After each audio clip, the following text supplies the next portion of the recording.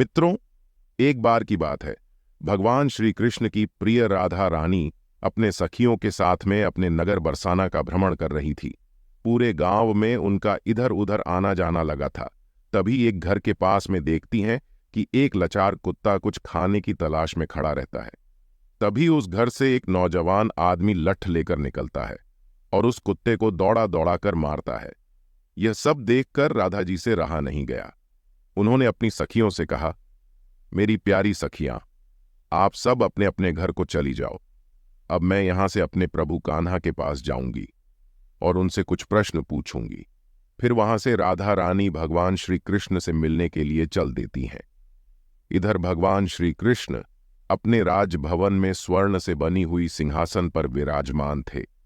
तभी उनके पास राजभवन में उनकी प्रिय राधा रानी पहुंच जाती है और भगवान श्री कृष्ण से कहती हैं, हे कान्हा, जब मैं आज अपने नगर का भ्रमण कर रही थी तो मैंने नगर में देखा कि एक कुत्ता अपना कष्ट भरा जीवन जी रहा था और वह जिसके भी महल के द्वार पर जाता, लोग उसे डंडे लेकर दौड़ा दौड़ा कर मार रहे थे और उसे अपने भोजन के लिए इधर उधर भटकना पड़ रहा था, किंतु उसे पेट भरने के लिए कहीं भी भोजन नहीं मिला। तो हे प्रभु, इसे देखकर मेरे मन में एक प्रश्न उठ रहा है और मैं चाहती हूं कि आप मेरे प्रश्न का उत्तर दें। मित्रों, फिर आगे भगवान श्री कृष्ण कहते हैं, हे प्रिय राधा रानी, आपके मन में जो भी प्रश्न है मुझसे निश्चिंत होकर बताओ, मैं तुम्हारे प्रश्न का उत्तर अवश्य दूंगा। फिर राधा रानी कहती हैं, हे प्रभु, मेरा प्रश्न यह है कि किस पाप के कारण मनुष्य को कुत्ते का जन्म मिलता है। मित्रों, फिर आगे भगवान श्री कृष्ण कहते हैं, हे प्रिय राधा रानी, आज मैं आपको एक कथा सुनता हूं जिसे सुनकर आपको आपके प्रश्न का उत्तर अवश्य मिल जाएगा। इसीलिए हे प्रिय, इस कथा को पूरे मन से सुनना। फिर आगे राधा रानी कहती हैं, हे प्रभु, आप कथा सुनाइए, मैं पूरे मन से इस कथा को सुनूंगी।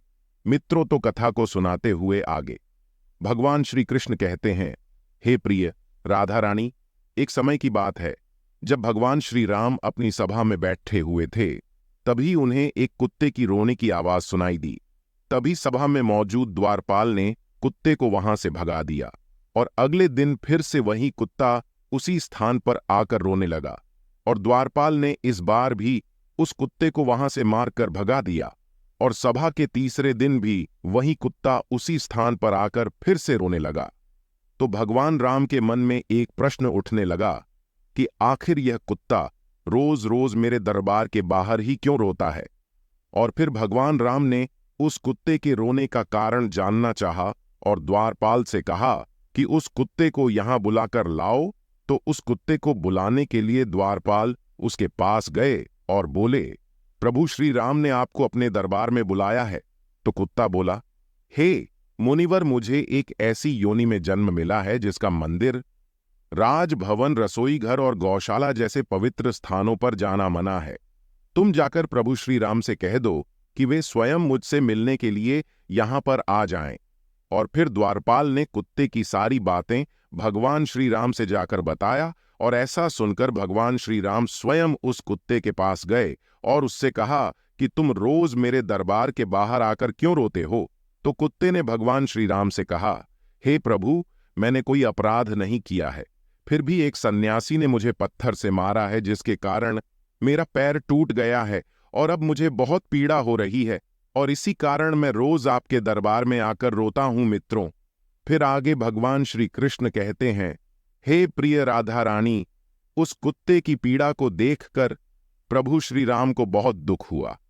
फिर भगवान श्री राम ने अपने दरबारी को अपने दरबार में बुलाया और कहा, हे दरबारी, जाओ, जाकर वह सन्यासी जहां भी हो उसे ढूंढ करके हमारे दरबार में अति शीघ्र लेकर आओ।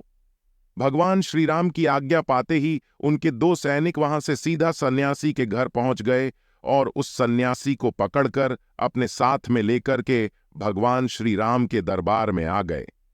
फिर उस सन्यासी कहा, क्या यह सत्य है कि तुमने इस कुत्ते को पत्थर मारा है जिससे इसका पैर टूट गया है और यह अब ठीक से चल भी नहीं पा रहा है?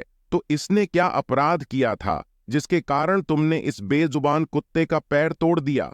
तब वह सन्यासी कहता है, हे प्रभु, मैं भिक्षा के लिए रास्ते से जा रहा था, तभी इस कुत्ते ने मेरी भिक्षा का अन्न छू लिया था और इसी वजह से मुझे क्रोध आ गया और मैंने पत्थर उठाकर इसको जोर से मार दिया, जिसके कारण इसका पैर टूट गया। सन्यासी की यह बात सुनकर श्री राम ने कहा, क्या आपको पता है कि यह एक ज्ञान विभिन्न पशु है? यह अपना पेट भरने के लिए ऐसा करते हैं और इनको इतनी अक्ल नहीं है कि ऐसा नहीं करना चाहिए। और यदि इस कुत्ते ने आपके अन्न को छू लिया था तो इसमें इसका कोई अपराध नहीं है और ऐसा करना तो इसकी स्वाभाविक प्रवृत्ति है, और इतनी सी बात के लिए आप इस कुत्ते को इतनी बड़ी सजा नहीं दे सकते हैं। और अपराध इसने नहीं, अपराध तो आपने किया है जो एक सन्यासी होकर इस कुत्ते का पैर तोड़ दिया है, इसलिए आप ही इसके अपराधी हैं मित्रों।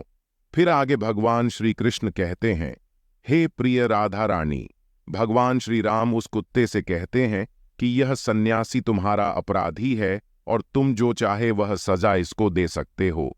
फिर भगवान श्री राम की यह बात सुनकर उस कुत्ते ने कहा, हे भगवन, इस सन्यासी को किसी महल का राजा बना दिया जाए। तो श्री राम ने उस कुत्ते की बात को स्वीकार कर लिया और उस सन्यासी को सुंदर वस्त्र पहनाकर एक घोड़े पर बिठा दिया और उस सन्यासी को एक महल में ले गए और वहां का राजा बना दिया। जब वह सन्यासी राजा बनकर एक स्वर्ण से बनी हुई सिंहासन पर बैठ गया, उसे वस्त्र भी राजा महाराजा जैसे मिल गया। इतनी सारी सनो सौखत को पाकर वह सन्यासी अति प्रसन्न हुआ। फिर सोच रहा था कि मैं अपने जीवन में कभी सपना भी नहीं देखा था कि मैं एक राजा बनूंगा और एक कुत्ते ने मुझे राजा भी बना दिया। सच में इस कुत्ते में अक्ल नहीं है, क्योंकि मैंने उसकी टांग तोड़ दी, पर उसने मुझे सजा देने के बजाय महल का राजा बना दिया। और यह सब कुछ देखकर लोग बहुत आश्चर्यचकित थे और लोगों ने प्रभु श्री राम से पूछा कि हे प्रभु, इस कुत्ते ने इस सन्यासी को सजा देने के बजाय महल का राजा क्यों बना दिया, जबकि उस सन्यासी ने तो कुत्ते का पैर तोड़ दिया था। और गांव के लोगों की इस बात को सुनकर प्रभु श्री राम ने कहा, इस सवाल का जवाब आप लोगों को वह कुत्ता ही दे सकता है। तब सभी लोग उस कुत्ते के पास गए और उस कुत्ते से पूछा कि आपने उस सन्यासी के साथ ऐसा क्यों किया है? उसे दंड देने के बजाय उसे तुमने एक राज्य का राजा बना दिया है। तो कुत्ता मुस्कुराते हुए बोला, तुम जानना चाहते हो कि मैंने उस सन्यासी को सजा देने के बजाय उसे महल का राजा क्यों बना दिया है। मित्रों, फिर आगे भगवान श्री कृष्ण कथा को सुनते हुए अपनी प्रिय राधा रानी से कहते हैं, हे प्रिय राधा रानी, वह कुत्ता उन सभी से कहता है, सुनो, यह अन्याय करने वाला राजा और घर पर पहुंचे, याचक को भगाने वाला और दूसरे की संपत्ति को हड़पने वाला और किसी गरीब पर अत्याचार करने वाला मरकर दूसरे जन्म में कुत्ता ही बनता है। और यह एक सत्य है, इसमें कोई संकोच करने वाली बात नहीं है।